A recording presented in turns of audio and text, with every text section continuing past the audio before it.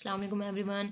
ये pelvic tilt का topic हमने स्टार्ट किया हुआ था और फर्स्ट 2 पार्ट्स में हमने ये वाला जो पेज है, पेज नंबर 38, ये कंप्लीट कर लिया था। ठीक है, इसमें हम ना थोड़ा सा रिवाइज कर लेते हैं क्या क्या हमने पढ़ा था। सबसे पहले तो पेल्विक टिल्ट की डेफिनेशन हमने पढ़ी थी और वो क्या थी कि जो पेल्विक मोशन होती है जिसमें हिप और वर्टिब्रल कॉलम दोनों इन्वॉल्व होते हैं।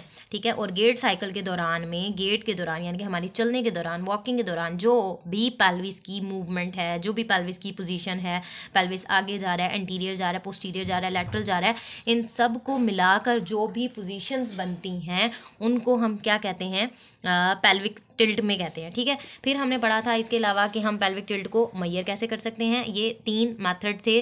3 मेथड हमने देखा था कि इमेजिनरी लाइन ड्रॉ करनी है, कहाँ कहाँ से, लंबर और ये symphysis pubis and 50 to 60 degree जो था वो नॉर्मल था।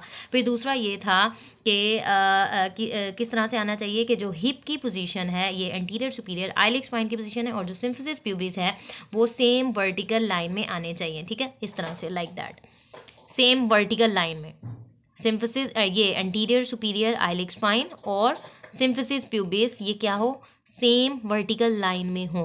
ठीक है, और तीसरा जो मेथड हमने पढ़ा था इसको एंगल को मेजर करने का, वो कुछ इस तरह से था कि इंक्लाइनोमीटर था इंस्ट्रूमेंट, उसकी 2 आर्म्स थी। एक आर्म हम रखते थे पोस्टीरियर सुपीरियर आइलिक स्पाइन के ऊपर और दूसरी हम रखते थे किसके ऊपर जी, सिम्फिसिस प्यूबिस के ऊपर। ठीक है, तो जो एंगल आता था 30 डिग्री, ये था हमारे पास लंबोसैक्रल एंगल। सही हो गया, ये सारा था इस पैराग्राफ में एंटीरो पोस्टीरियर टिल्ट में। फिर लास्ट ये बात थी कि ये एंगल किस तरह से मेंटेन होता है, कौन कौन से मसल्स इसमें इन्वॉल्व होते हैं। तो 3 मसल्स थे जिनमें हमारे पास आ जाते हैं स्पाइन के, हिप के और आ जाते हैं एब्डोमिनल। ठीक है, अब जो नेक्स्ट टॉपिक हमने स्टार्ट करना है वो हमने स्टार्ट करना है कि एंटीरियर टिल्ट या forward tilting of the pelvis क्या होती है। अब इन्होंने ना ये तीनों डायग्राम्स दिए हैं। ये है नॉर्मल पोजीशन, ये फीमर है, पेल्विस है, लंबर स्पाइन है। ठीक है, ये हमारी हिप की क्या है, नॉर्मल।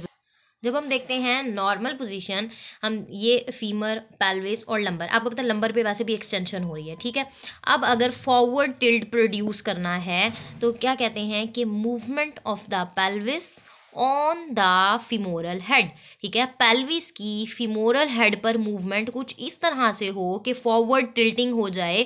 तो उसमें 2 मसल्स इन्वॉल्व होंगे, एक तो होगा हिप फ्लेक्सर्स की कॉन्ट्रैक्शन होगी और दूसरा लंबर एक्सटेंसर्स की कॉन्ट्रैक्शन होगी। तो इस तरह से आप देखोगे कि देखो ये स्पाइन की क्या थी, नॉर्मल पोजीशन थी। आप इधर से इसको कंपेयर करो, ये और ये था नॉर्मल, लेकिन इसने डेविएट किया अपनी पोजीशन से हट के। ये कहाँ आ रही है, एंटीरो इन्फीरियरली आ रही है, पेल्विस एंटीरो इन्फीरियरली आ रही है। और जो लंबर की एक्सटेंशन थी वो हाइपर एक्सटेंशन हो रही है। लंबर पे क्या हो रही है, हाइपर एक्सटेंशन हो रही है, हिप्स पे क्या हो रही है, फ्लेक्शन हो रही है। तो अब अगर हम 2 पॉइंट्स याद करना चाहें ना कि क्या हो सकता है इसमें एंटीरियर पेल्विक टिल्ट में, तो 2 पॉइंट्स आपने ये याद रखने हैं कि वर्टिब्रल कॉलम पर हाइपर एक्सटेंशन होती है और हिप पर क्या हो रही है, फ्लेक्शन होती है, कुछ इस तरह से। इसमें क्या है, एंटीरियर टिल्ट हो रहा है, पेल्विस ये हिप बोन है, ये फीमर है। ठीक है, इसके ऊपर अब इसकी मूवमेंट कुछ इस तरह से क्या हो रही है, फॉरवर्ड आप देख रहे हो। अब यहाँ पे अब जो हिप के फ्लेक्सर्स होते हैं वो आगे होते हैं ना, नेक्स्ट उस पे फ्रंट साइड पे होते हैं ना, क्वाड्स जो होते हैं वो हिप की फ्लेक्शन करवाते हैं और जो हैम्स होते हैं वो हिप की एक्सटेंशन करवाते हैं। हैमस्ट्रिंग्स जो हैं वो पोस्टीरियर साइड पे होते हैं, क्वाड्स जो हैं वो फ्रंट पे होते हैं। तो हिप के फ्लेक्सर्स कॉन्ट्रैक्ट करेंगे। ठीक है, और ये जो लंबर की एक्सटेंशन है वो हाइपर एक्सटेंशन होगी। ठीक है, हाइपर एक्सटेंशन, तो इस तरह से ये मूवमेंट हो रही है, ये टिल्ट आगे की तरफ आ रहा है, फॉरवर्ड जो है ना वो मूव करेंगे, तो that is the anterior tilt. ठीक है, ये पेल्विस की एंटीरियर टिल्ट है। अब फॉरवर्ड टिल्टिंग के हवाले से ना आपने 3 पॉइंट याद रखने हैं, और एक तो ये कि जो एंटीरियर सुपीरियर, क्या हो रहा है इसको ओके जी, नेवर माइंड, हमारा पेन ख़त्म हो गया था। एंटीरियर सुपीरियर आइलिक स्पाइन जो है किस तरह से मूव कर रही है, एंटीरियर सुपीरियर आइलिक स्पाइन। अच्छा, आप मैं लिख यहाँ पे पॉइंट रही हूँ, लेकिन एंटीरियर सुपीरियर आइलिक स्पाइन हमारी यहाँ पे है। ठीक है, चलिए हम यहीं पे देख लेते हैं कि जो एंटीरियर सुपीरियर आइलिक स्पाइन है वो मूव करती है एंटीरो इन्फीरियरली। ठीक है, AI antero inferiorly, anterior superior iliac spine antero inferiorly move करती है।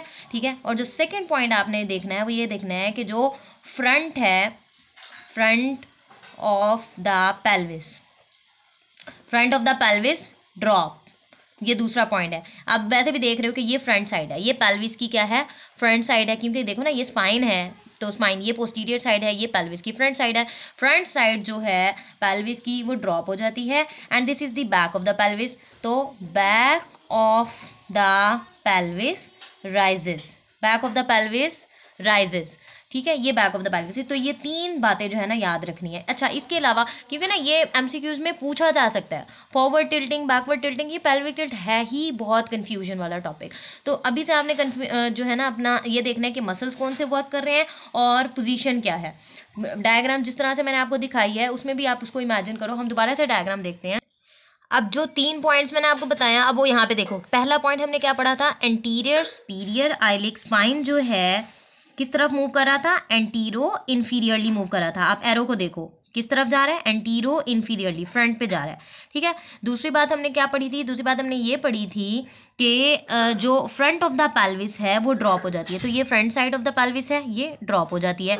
तीसरी बात हमने ये पढ़ी थी कि जो बैक ऑफ द पेल्विस है वो रेज्ड हो जाता है। ये बैक ऑफ द पेल्विस है और इसकी पोजीशन क्या हो रही है, ये रेज्ड हो रही है। तो यही 3, अभी ये जो है ये बैक ऑफ द पेल्विस है, back of the pelvis raised, front drop, ठीक है। अच्छा, इसके अलावा जो है ना लंबर की क्या पोजीशन है, हाइपर एक्सटेंशन हो रही है, ठीक है, वर्टिब्रल कॉलम पे, और हिप पे क्या हो रही है, फ्लेक्शन हो रही है। ये सारा एंटीरियर टिल्ट में आ जाता है।